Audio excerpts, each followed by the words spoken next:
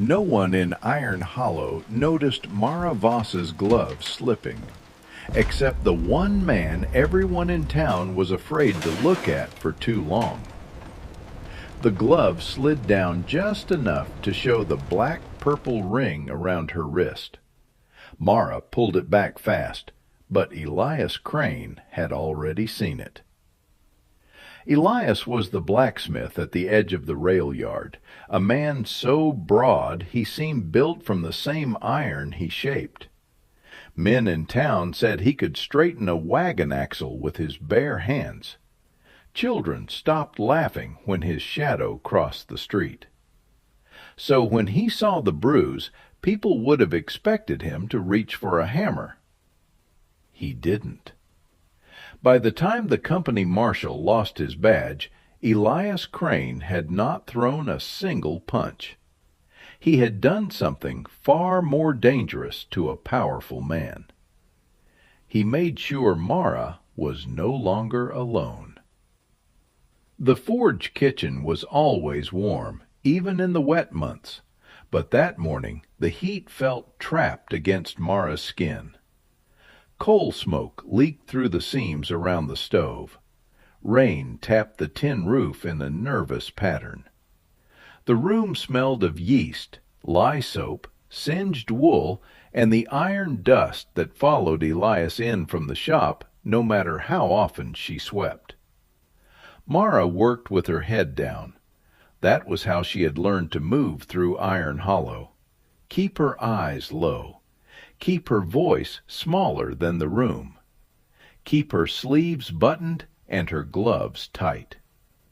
She had come to the coal town with a trunk, a letter from a cousin who had already moved on, and papers she did not fully know how to read. Within a month, Company Marshal Silas Rusk had taken those papers for safe keeping. He said foreign girls got themselves into trouble. He said the town needed rules. He said if she was grateful, he could make her life easy. Then he began taking coins from her pay envelope. Then he began touching her arm when he wanted to remind her who held the envelope, the papers, and the door out. Mara told no one. Iron Hollow had a way of making silence feel like law. Elias Crane had hired her to mend shirts, keep the small kitchen, and wash the soot-stiff work aprons from the forge. He paid on Saturdays. He did not ask personal questions. He did not make speeches. Most days he gave her no more than a nod and the space to finish her work. That quiet had saved her from feeling watched. Until the morning her glove slipped. She was wringing a wet cloth over the basin when Elias stepped in from the forge, his leather apron dark with coal grit. Mara turned too quickly. The cloth twisted. Her glove dragged against the basin rim, and the edge of it pulled away from her wrist. The bruise showed. For one sharp second, the kitchen stopped. No rain, no stove, no iron clink from the shop. Only Elias, standing in the doorway with a bucket of coal in one hand, looking at the mark on her skin. Mara yanked the glove up and folded her arm against her stomach. "It's nothing," she said, though he had not asked. Elias did not move. His eyes were gray and steady, and that was worse than anger. Anger could be answered. Anger could be feared and survived. This was something else. This was a man taking the truth into himself and deciding where to put it. Mara turned back to the basin, scrubbing nothing. After a long moment, the coal bucket touched the floor with a dull sound. Elias crossed the kitchen, drank from the tin cup by the pump, and left the way he came. Not a word. That frightened her more than a shout would have. The next morning, the coal scuttle by the stove was full. Mara stood in the kitchen doorway staring at it. Fetching coal had always been her first task. It meant crossing the muddy yard to the shed before the day men passed along the track. It meant being visible. It meant any man could call out, and any man could pretend a joke was harmless.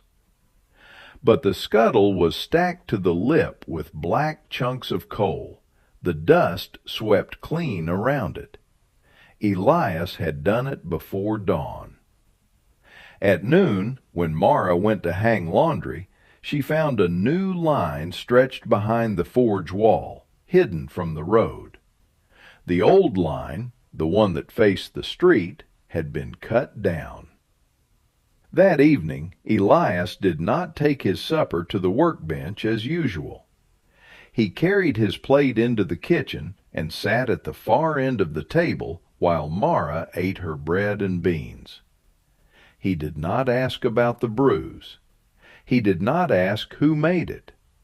He simply sat between her and the window while the blue evening settled over the rail yard.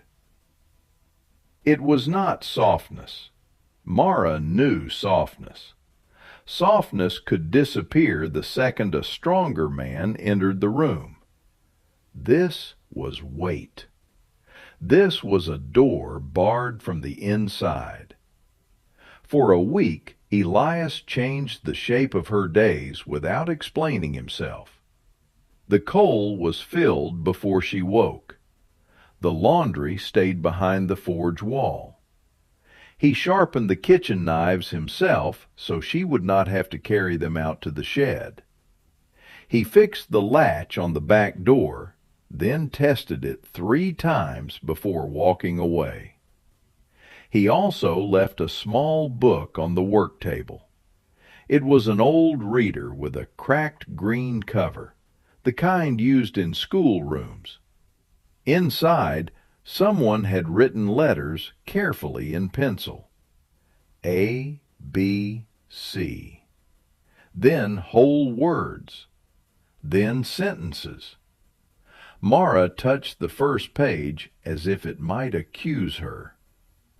No one in Iron Hollow had ever handed her a book as though she had a right to learn from it. That Saturday, she had to go to the company store. She put on her gray kerchief, tightened both gloves, and carried her basket along the boardwalk that ran beside the tracks. Coal dust lay over everything: the windows, the barrels, the faces of boys too young to look as tired as they did. The store was crowded and damp. Men bought tobacco. Women counted flour by the pound. Every purchase as if the goods were being stolen from his own shelves. Mara asked for lamp oil, salt, thread, and 2 pounds of meal. She had just put her coins on the counter when the door opened and the room changed its breathing. Silas Rusk stepped in. His badge caught the dull window light. He wore a tan coat too clean for a coal town and a smile that made every friendly word feel like a trap. "Well," he said, stopping beside her, "Mrs. Voss, haven't seen you walking the road lately." Mara kept her eyes on the counter. "I have work." "Work?" Rusk repeated, amused. "That old iron brute keeping you busy?" The clerk looked down. The men near the tobacco barrel turned their faces away. Rusk leaned closer. His voice dropped. "You're forgetting our arrangement." Mara felt the room shrink. "I have not forgotten," she said. His fingers closed around her wrist, not hard enough to make her cry out, hard enough to remind her that he could. To stay in this town, Rusk whispered. "A woman needs friends in the right places. A woman with papers she cannot produce needs them even more." For 1 second, Mara almost became the person he wanted.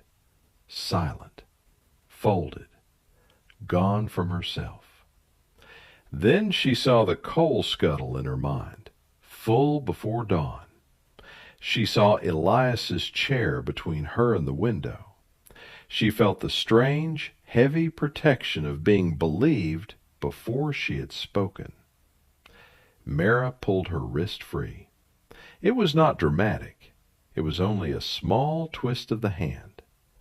But the store went still. "Thank you for your concern, Marshal," she said. She took her parcel and walked out without running. On the porch of the wash house next door, Ida Kells stopped beating a sheet against the tub. Ida was a broad-shouldered widow with red hands, sharp eyes, and no patience for men who mistook fear for respect. She had seen the whole thing through the store window. As Mara passed, Ida said quietly, "Snake wears a badge, but he still leaves a trail." Mara looked at her. Ida gave one hard nod. It was not comfort. It was recognition. When Mara returned to the forge, Elias was standing under the awning, wiping rainwater from a horseshoe. He looked once at the way she held her basket, and once at her wrist. Then he took the basket from her hands. Mara almost told him everything right there. The papers, the coins, the threats, the way Rusk could put fear into a room and make everyone else pretend they had not seen it. But the words crowded her throat and would not pass. Elias carried the basket inside and set the goods on the table. He put the lamp oil on the shelf, the meal in the bin, the salt in the blue jar. That night, as Mara washed the dishes, he spoke. "You stood." Only 2 words. His voice was low and rough, as if praise were a tool he had not used in years. Mara turned, hands dripping into the basin. Elias was not smiling. He was not softening the moment. He was naming it. He had stood, and he had seen. The next afternoon, Silas Rusk came to the forge. Mara saw him from the kitchen window, walking through the rain without knocking mud from his boots. Elias had gone to the far shed to repair a broken plow blade. The shop sounded empty. The yard was empty. Rusk pushed through the side door as if the building belonged to him. "Cozy place," he said. Mara stepped back from the table. Rusk removed his gloves slowly, finger by finger. "You embarrassed me in the store." "I bought supplies," Mara said. "You made a scene." "No." The word came out before she could stop it. Rusk's smile faded. He moved toward her, his boots leaving black crescents on the clean floor. "You think the blacksmith protects you? A brute like Crane? He's useful until the county decides he's dangerous. Men like that get put down." Mara's spine touched the table. Rusk reached inside his coat and pulled out a folded packet. For one dizzy moment, she recognized the corner of her landing certificate. "You see this?" he said. "This is your name, your passage, your right to be here. I can make it vanish by supper." Her breath broke. He tucked the packet away and reached for her arm. Then the forge door opened. Elias Crane stood in the threshold, rein on his shoulders, a sledgehammer hanging loose in one hand. He had not run. He had not shouted. That was what made the room colder. "Marshal," Elias said. Rusk's hand stopped in the air. For the first time since Mara had known him, Silas Rusk looked as though he had found the edge of a cliff in the dark. Then he laughed too loudly. "Crane, I was checking on your house girl." Elias took one step into the kitchen. The sledgehammer did not rise. "She is not my house girl." Rusk's jaw tightened. "And she is not yours," Elias said. Rain ticked against the roof. Somewhere in the forge, cooling iron clicked as it shrank. Rusk looked from the hammer to Elias's face, searching for temper. Temper would have helped him. Temper could be called assault. Temper could be used. Elias gave him nothing, only a stillness too solid to push through. Rusk put his gloves back on. "This town has laws," he said. "No," Elias answered. "It has habits." For a moment, neither man moved. Then Rusk stepped around him and left. Mara stood with both hands braced on the table, shaking so hard the wood trembled beneath her palms. Elias set the sledgehammer by the door. He poured water from the pump into a cup and placed it beside her. Not a question, not a command. A place to begin breathing again. That night, Mara did not sleep. The packet of papers stayed in her mind like a door locked from the other side. Elias had stopped Rusk once, but he could not stand in every room. He could not follow her into every street, every store, every office where a badge spoke louder than a woman. Protection had given her room to breathe. It had not yet given her freedom. At dawn she went behind the forge and began working the strip of mud between the wall and the fence. She dug with a bent spoon at first, then with a hand trowel Elias left by the steps without comment. The soil was sour with coal dust, but beneath it darker earth held moisture. Mara planted runner beans. Seeds were honest. They did not care about badges. They only answered what was done to them. 2 days later, while she was tying twine to a fence post, a young voice spoke from the path. "Mrs. Voss?" Mara turned. Jonah Reed stood beside a telegraph bicycle, cap in both hands. He was 17 at most, thin as a rail spike, with ink on his fingers and fear written all over his face. "I work nights at the depot," he said, "sometimes for the Marshal, carrying messages." Mara said nothing. Jonah swallowed. "I saw him take papers from your trunk when you first came. He told the clerk you owed the company, but I heard Mr. Havel at the office say there was no such debt entered. I heard it plain." The world seemed to tilt. "You are certain?" Jonah looked miserable. "Yes, ma'am, and I heard him at the store. What he said about making you disappear." Mara gripped the fence post. Jonah glanced toward the road as if Rusk might rise from it. "I should have said something before."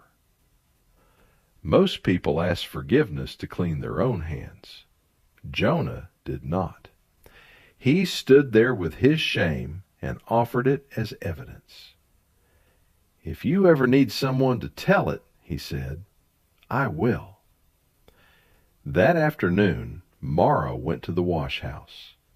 Ida Kells listened without interrupting while Mara told her about the papers, the coins, the bruise, the packet in Rusk's coat, and Jonah's offer. When she finished, Ida wrung a sheet until water ran down her forearms. A snake is only brave when every hen in the yard thinks she is alone, Ida said. We will show him the yard. That evening, Elias found Mara sitting at the kitchen table with the green reader open in front of her. She had copied one sentence 3 times on a scrap of paper. My name is Mara Voss. He did not ask why. Mara looked up. I am going to speak to Mayor Wren, she said. I am going to say what Silas Rusk has done. Elias listened the way he did everything, with his whole weight. I need you there, she said. Her voice shook, but it did not break. Not to speak for me. Elias nodded once. Beside you, he said. The mayor's office sat above the dry goods shop, where the smell of molasses climbed through the floorboards. Mayor Caleb Wren was a round, nervous man who polished his spectacles when he wanted other people's trouble to leave quickly. He did a great deal of polishing while Mara spoke. She told him about the papers. She told him about the money. She told him about the bruising grip in the store and the visit to the forge. Mayor Wren kept looking at Elias, who stood near the door with his hat in his hands, and said nothing. When Mara finished, Wren sighed. Mrs. Voss, these are serious accusations against a county deputy and company marshal. They are serious acts, Mara said. Wren blinked. I have witnesses, she continued. Jonah Reed from the depot, Ida Kells from the wash house, and others if they are asked honestly. The mayor looked pained. A private dispute can ruin a town if handled poorly. Elias spoke then, without raising his voice. It is already ruining the town. Wren stopped polishing his glasses. By Friday evening, a hearing was announced in the miners' hall. The room filled before sundown. Men came in with coal still in the lines of their faces. Women sat stiff-backed with children pressed against their skirts. The company manager stood near the wall, pretending to be above the matter while listening to every breath. Silas Rusk arrived last. He smiled at people. He touched his badge. He took the front bench as if it were his courtroom. Mara sat near the stove, her hands folded around the paper where she had written her name. Elias stood behind her chair, not close enough to own the moment, close enough that she could feel his presence like a wall that had chosen her side. Mayor Wren called the room to order. Mara rose. For one terrible second, every face blurred. Then she found Rusk. She looked directly at him. My name is Mara Voss, she said. I came to Iron Hollow with legal papers and honest work. Marshal Silas Rusk took those papers from me. He used them to take money from my pay and to threaten me when I refused him. The room was silent. She told them about the first payment, the second, the day he gripped her wrist hard enough to leave a bruise, the packet inside his coat, the way he promised no one would believe a foreign woman over a man with a badge. She did not weep. That made some people listen harder. When Mara finished, Rusk rose slowly, shaking his head as though disappointed by a child. Neighbors, he said, his voice warm and wounded, You all know me. You know the work I do keeping order in a rough place. This woman is frightened. She is new here. She misunderstands our customs, our debts, our protections." He turned toward Mara with practiced pity. "I tried to help her. I kept her documents safe. I warned her about men who might take advantage. Now kindness is being called cruelty." A few men shifted. Someone coughed. The company manager folded his arms. Rusk spread his hands. "Where is her proof?" The room changed. Not against Mara all at once. Worse. Away from her. People looked at their boots, at the stove, at the rafters. For a moment, Mara felt the old law of Iron Hollow closing around her again. A badge had spoken. A woman had not been enough. Then a chair scraped at the back of the hall. Jonah Reed stood up, pale, and his cap was crushed between his hands.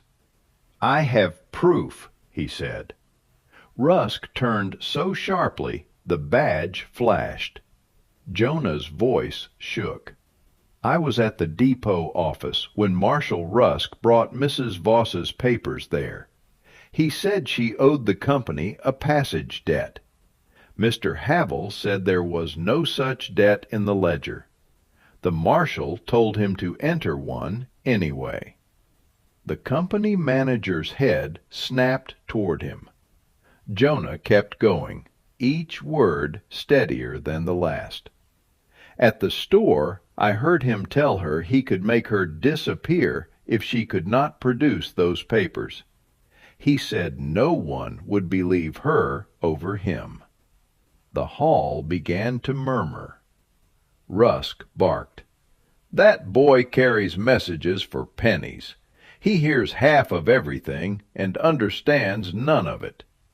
"He understands enough." Ida Kells stood. Her apron was clean for the first time Mara had ever seen, as if she had dressed for battle. "I saw him put hands on her in the store," Ida said, "and she is not the first. He leans on women who have no brothers here, no husbands, no English enough to argue. He asks for money. He asks for favors. And the rest of us have been calling it bad manners because we were too scared to call it lawlessness." A woman near the center bench began to cry quietly. Then she stood too. "He took my sister's pay for 3 months," she said. A miner rose. "He seized my cousin's mule over a fine already paid." Another voice from the back. "He keeps 2 ledgers. Ask Havel." The company manager tried to leave the wall, but the crowd had already turned toward him. For years, Silas Rusk had survived because every story against him was small, private, and easy to dismiss. Now the stories were standing up together. Mayor Wren's face went gray. Rusk's smile was gone. He looked at Elias then, perhaps hoping to find the real enemy, a man to accuse, a man to challenge, a man who had made this happen by force. But Elias had not moved. He had not drawn a weapon. He had not threatened the room. He had not even taken off his hat. He was simply standing behind Mara, proving with his silence that she could speak and still be protected. That was the part Rusk had never prepared for. A woman with a voice, witnesses with names, a town forced to hear itself. Mayor Wren cleared his throat. "Marshal Rusk," he said, and his voice cracked on the title. "Until the county judge arrives, you will surrender your badge and your keys to the town safe." Rusk stared at him. "You do not have the authority." The company manager spoke from the wall, suddenly aware of the room. "He has mine." The words landed like a hammer on an anvil. Rusk touched his badge. For a moment, Mara thought he would reach for his gun. Elias shifted 1 foot. Only one. That was enough. Rusk unpinned the badge and dropped it onto the mayor's table. The sound was small. The silence after it was enormous. By dawn, the town safe was opened. Oilcloth were papers belonging to 6 workers and 3 women who had never known where their names had gone. Mara's landing certificate was there, folded into the same packet Rusk had waved in her kitchen. She held it with both hands, not because paper was freedom, because no man could use that paper to steal her breath again. Silas Rusk left Iron Hollow before the county judge arrived. Some said he went west. Some said the company sent him away quietly to spare itself embarrassment. Mara did not chase the rumor. A man like Rusk had already taken enough of her life. The town did not become kind overnight. No place does. But the boardwalk felt different when she crossed it. The store clerk met her eyes. Women nodded to each other without pretending not to. Jonah Reed was given day work at the depot. Ida Kells started keeping her own list of complaints, and men learned to fear a washwoman with a pencil. At the forge, the coal scuttle still filled before dawn, until one morning Mara found it half empty and picked up the bucket herself. Elias watched from the doorway. She paused, waiting for him to stop her. He did not. So she crossed the yard, filled the bucket, and carried it back one steady step at a time. Protection had kept her alive. Strength was letting her carry what she chose. Spring came late to Iron Hollow.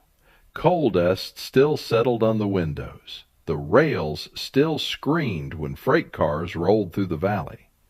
But behind the forge, the runner beans found their twine and climbed. One evening, Mara was kneeling in the garden, pressing loose soil around the roots, when a shadow fell beside her. Elias stood there with a cup of water. He handed it down. Mara took it, her fingers dirty, her wrist bare. No glove, no bruise. "Thank you," she said.